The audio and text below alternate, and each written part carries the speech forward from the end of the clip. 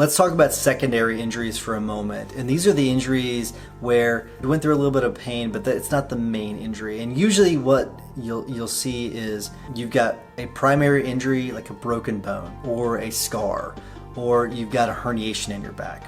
And what tends to happen is, and part of the reason why we want you to have that treatment buddy, is you will ignore those other injuries, those secondary injuries.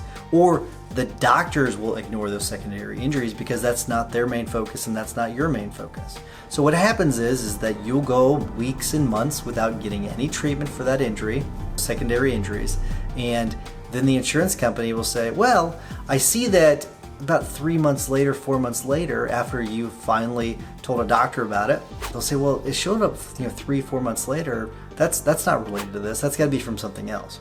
And let me tell you, it's normal that you may be experiencing that. You're going to want to focus on that primary injury, but it's really important that you bring up to your doctors these secondary injuries. Really, really important, because I've seen several what people thought were secondary injuries turn out to be the primary injury, and they didn't get treatment for several months, or they didn't bring it up, and it caused problems with the case.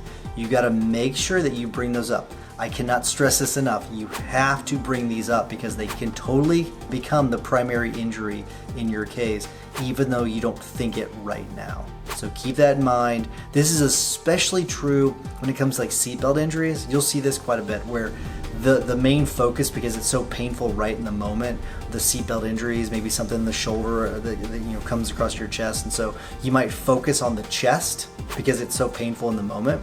In reality, you've got a neck injury that, because of the whiplash, because of your neck, whipping forward, and you've got a herniation in your neck, and you don't really bring it up at the hospital. You wait a little bit to bring it up. You think it's going to go away, and next thing you know, it's been weeks or months before you've brought it up to anybody. Keep that in mind. You need to bring up all of your injuries, every single bit, even if you think it's just a minor injury. Bring it up because it could be really, really important.